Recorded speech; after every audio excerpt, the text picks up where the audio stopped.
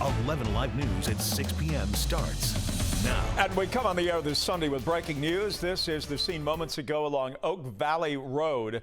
That is across the street from Phipps Plaza and about a block from Lenox Square, right in the heart of Buckhead. We know that at least 3 people have been shot. Atlanta police telling us that one of them is still, that all of them are still alive right now. There's no word on the severity of the injuries. Once we know any more details, we will pass this along to you on air and online. We have more breaking news. This coming out of DeKalb County. Officers responding to a Popeyes chain at I-20 and Candler Road for the report of a person shot. DeKalb police tell us they found a 30-year-old man who was already dead. He had been shot in the leg and the back. We are told the shooting originally happened at a car on Memorial Drive. Any updates from here will pass along later tonight and online as well.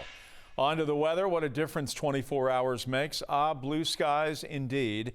And you are looking at the King and Queen building in Sandy Springs. Last night at this time, a lot of rain across North Georgia, and now we are glad to have the sunshine, and it's a little bit cool outside, but you know what? We are not complaining. Our meteorologist, of course, Nicole Hartford. What a beautiful day. This was our view earlier this morning as we started the day over downtown Atlanta. Still a good amount of cloud cover, but dry. And then we cleared those clouds out really quickly throughout the morning hours so that now we're barely seeing any clouds across the Atlanta metro area. Throughout the next few hours, we will start to build back in some of that cloud cover as we move into the overnight, which will help to keep our temperatures cool but comfortable. Right now we're in the 60s, 65 in Atlanta with mainly low to mid 60s up into far north Georgia. We do have some 50s as well. Our radar, no surprise, is about as clear as can be. Yeah, we have a little cloud cover here and there, but most of what we're seeing today is sunshine as we get closer to that sunset.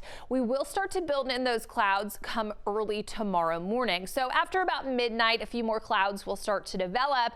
The cloud cover development will be late enough in the night so that temperatures are still going to get down into the low 40s across much of the state. So it's going to be just as chilly tomorrow morning as it was this morning. And honestly, your day looks pretty similar tomorrow as well. So on our Wizometer, that's how we rank your day on a scale from 1 to 11, 11 being a perfect day. We're going to give it a 9. We'll see a mix of cloud cover and sunshine. Temperatures pretty similar to where they are right now, but more warmth is in the forecast when we start to see more seasonable high temperatures coming up. Happening today, Easter Sunday, Metro Atlanta's traditional showcase of the Holy Day atop Stone Mountain. The tradition started back in 1944 and came back last year after being put on hold during the pandemic.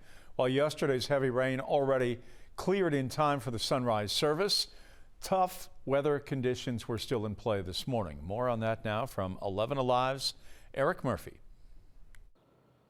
Every year, people come from all around to Stone Mountain Park to celebrate Jesus Christ's resurrection by going to this mountaintop. But this year, the way that they were able to get to the mountaintop has changed because of the weather. Park rangers tell 11 Alive high winds kept some people away from the Easter Sunday service on top of Stone Mountain. Visitors could take a sky ride to the mountaintop when the park gates opened up at 3 in the morning, but sky ride operator Jim Boldman told us by 6:30, anyone wanting to attend the service had to walk up the mountain due to those high winds. Yeah, when the wind starts getting around 30 miles an hour, we start taking people down. And once we get everybody down, we close the sky ride. If it ever gets to 35 miles an hour at that particular time, we shut it down completely. Emily Brown braved the wind and the cold temps to celebrate Easter at the top of the mountain. I think it's cool, like climbing all the way up and then getting to come up here and like celebrate together, kind of celebrate and be together as a family and just kind of have everyone else up here with us. Park officials started bringing people down from the mountaintop when winds reached 25 miles an hour. The sky ride carries 80 people at a time. Despite this year's challenges, Easter service on Stone Mountain was a success. Park rangers tell 11 Alive almost 2,000 people came out for Easter service. Reporting from Stone Mountain, Erica Murphy, 11 Alive News. Celebrations on Easter Sunday stretched all across Metro Atlanta and all around the world. Today, Pope Francis prayed for the people of Ukraine, Russia, and other countries in conflict during the Easter blessing from the balcony of St. Peter's Basilica. He also referenced the recent clashes in the Middle East. In Jerusalem, prayed for the resumption of dialogue between the Israelis and the Palestinians. Nearly 100,000 people present in St. Peter's Square and surrounding streets for the annual Easter blessing.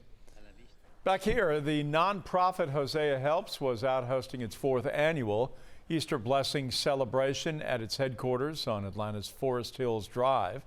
This was an opportunity for the charity to offer families with communion food and a dose of fun. It was also an opportunity for Hosea Helps to get back to its roots, as it was forced to have strictly drive-through giveaways during the pandemic. So there was a bounce house, some face painting to go along with the giving of Easter baskets, and a hot meal as well. Happening tomorrow, early voting in Mableton, and most notably for that city's first ever mayor. Early voting starts tomorrow and will run through Friday the 14th. Ballots can be cast at the Mabel House Arts Center and South Cobb Community Center. If you are voting absentee, there are drop boxes at the early voting sites too. You can also hand deliver your ballot to the main elections office until Election Day. Along with the mayor's race, there are several city council seats in Mableton up for grabs in the April 18th runoff. Tyler Perry weighing in on the fallout following the expulsion of 2 Tennessee lawmakers. Democratic State Representatives Justin Jones and Justin Pearson were removed from their seats by a Republican majority for their role in a gun reform protest on the House floor. Jones and Pearson are black. A 3rd Democrat, Gloria Johnson, who is white, survived expulsion by a single vote. In a tweet posted by Tyler Perry on Friday, he said he was proud of the actions Jones and Pearson took, adding that he could see a presidential run in their future. Now to continuing coverage on a convicted murderer who walked away from an Atlanta transitional facility last week. We first brought this story to you on Thursday night. Charles Edward Smith served time after he was convicted for a murder that occurred back in 1992. He was granted parole in 2021 and after serving 28 years of his life sentence. From there, on parole under supervision in the Atlanta Transition Center on Ponce, on Wednesday, he walked away breaking his parole. Today, we learned from the Gwinnett County Police Department that Smith was recaptured last night in Lawrenceville. Gwinnett Police now crediting the actions of its K-9 officer, Nitro, for tracking Smith down. Other stories we're tracking for you on the Sunday. 2 people are dead after a head-on crash yesterday in Pike County. The crash happened along State Highway 19 near the intersection of Pitts Lane, and that is about 5 miles to the north of the city of Zebulon. The Pike County Sheriff's Office put out word on the crash on its Facebook page, initially reporting that 1 person had died at the scene. Several other people were injured. This afternoon, the Sheriff's Office updated its post to reflect a second death. No word on any identities. A shooting along Joseph E. Lowry Boulevard this afternoon sends 1 person to Grady. It happened around 2 p.m. just north from Katherine Johnston Memorial Park. We do know the man who was shot survived. No word on a reason for the shooting or on the search for a suspect. Remember, when news breaks, make sure you have the free 11 Alive News app. Getting it is as easy as scanning that QR code that you see right there on your screen now. Could former President Trump's recent arraignment be null and void by becoming president again and issuing an executive pardon for himself? We'll examine that question when we come back.